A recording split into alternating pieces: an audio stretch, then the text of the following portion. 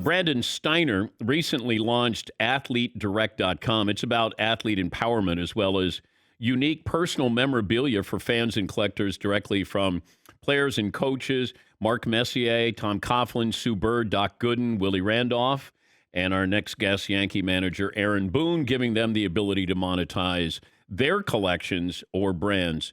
Aaron, good to talk to you again. What do you have? What's your prized possession piece of sports memorabilia? Oh, you know what? It goes back to when I was a little kid. So when I was a kid growing up in South Jersey, and I was 10 years old, I got a Maurice Cheeks jersey. Mo Cheeks is my all-time favorite. Those great Sixer teams of obviously when Moses Malone finally came and they won the championship. Mo Cheeks was my guy when I was a kid, and I got this jersey, and it's the greatest gift I've ever gotten in my life. I still have it. I still throw it on every now and then. So I would say my Mo Cheeks jersey. Have you ever met Mo Cheeks? I have. Funny story.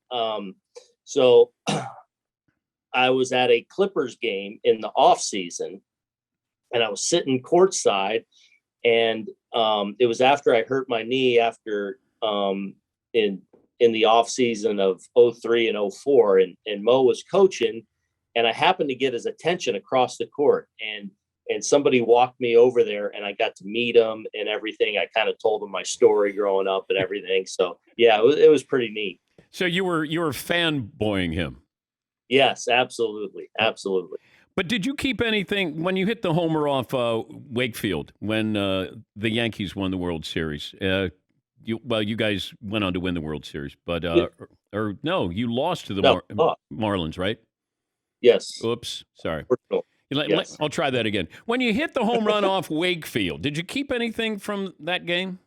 No, so I actually gave my bat to the Hall of Fame. A fan that got the ball, I ended up meeting him and signing the ball for him. I have the batting gloves and everything from that, but no, not I didn't really keep much from that. I guess I have somewhere in a case, the spikes I wore, the batting gloves, but now with this Athletes Direct thing, a lot of the things that I wear in season, during the season, sometimes my lineup card that I keep in my pocket, my cutoff hoodies and things like that. These are things that it's amazing that people, want to grab these things, and it's cool to be able to interact in that way. And this is what this venture with Brandon's allowing us to do. It's pretty neat. Yeah, and you take control over your own gear. I did you ever talk to Wakefield about that home run? Like, how does that work with after you're out of the game? Yeah. You ever had a conversation? So I've had a few conversations with Tim. First of all, Tim's a great guy, like loves the game, has been involved on the broadcast side. So I've had a number of conversations with him over the years. Nothing about that, more just talking the game, catching up with each other. We don't really talk about that. He actually had my number. He owned me. And I finally ran into one against him because, man, that thing danced all over the place usually. He could still pitch, I think, Aaron. I would think he could roll out there and definitely get some outs. We don't really have any knuckleballers in the game right now, so he'd be even more unique. And but he was special and obviously had an amazing career. But we've had some great conversations over the years, but basically just talking like old friends. He's Aaron Boone, the Yankee manager. Did you see the play with the Pirates and the Cubs yesterday with Javier Baez? Yes, I did. How does that happen? I think you get caught up in the moment a little bit. First of all, credit to Javi for getting a little creative and creating a distraction. I think, it's sometimes, as manager coaches, we go over these things sometimes with things that you think are just completely obvious, rules like a infield fly rule where something happens in the moment that's different, and sometimes you react in a funny way. And obviously, with the ball taking him off the bag, and as you start to chase Javi down the line, you're like, what is this guy doing? All of a sudden, though, you see runners moving, and obviously he got a little cluttered in the mind, and one of the weirdest plays you'll ever see, we'll get to see now on a replay for as long as we're here. But the creativity by Javi to create, confusion, was amazing. But obviously, in the end, all you needed to do was step on first, even after Contreras scored. What's the strangest thing you've seen on a baseball field? That's right up there. That's right up there. Danny Graves, I played with in Cincinnati. He was a really good closer with us.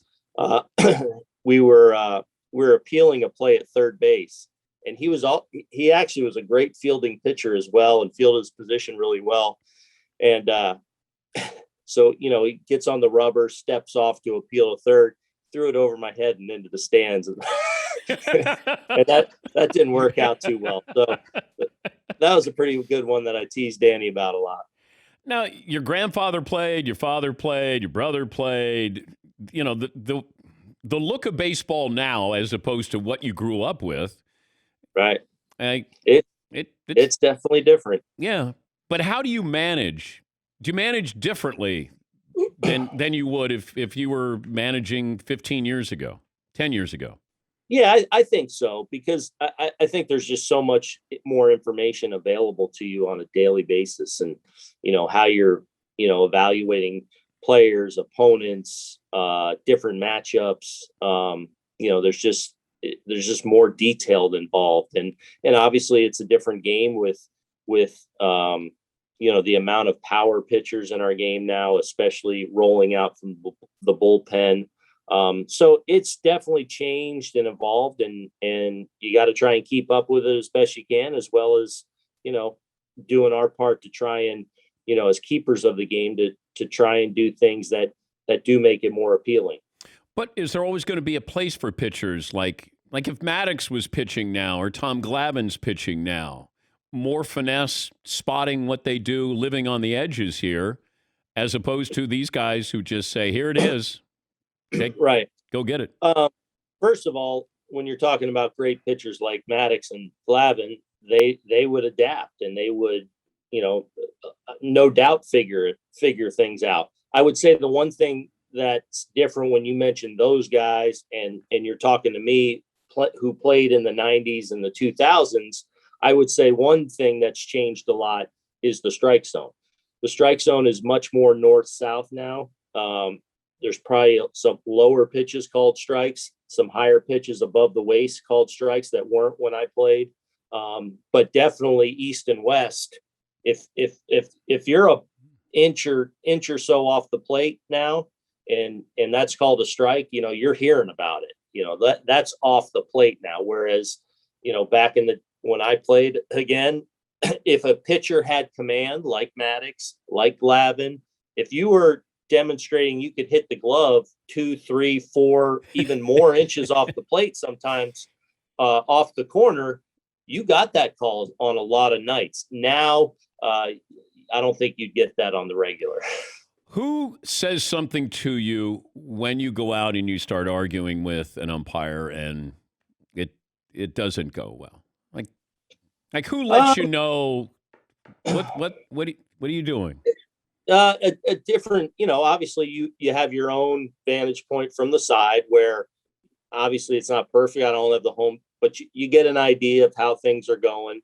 And then it could be anyone that if I'm starting to get worked up about something, or I feel like something needs to be addressed, I might ask about a couple of specific calls that I think were questionable, and I'll want a little bit of color and a little bit of context on, all right, what exactly am I dealing with? But do your kids say something to you when you make it on the highlights here, Aaron? Oh,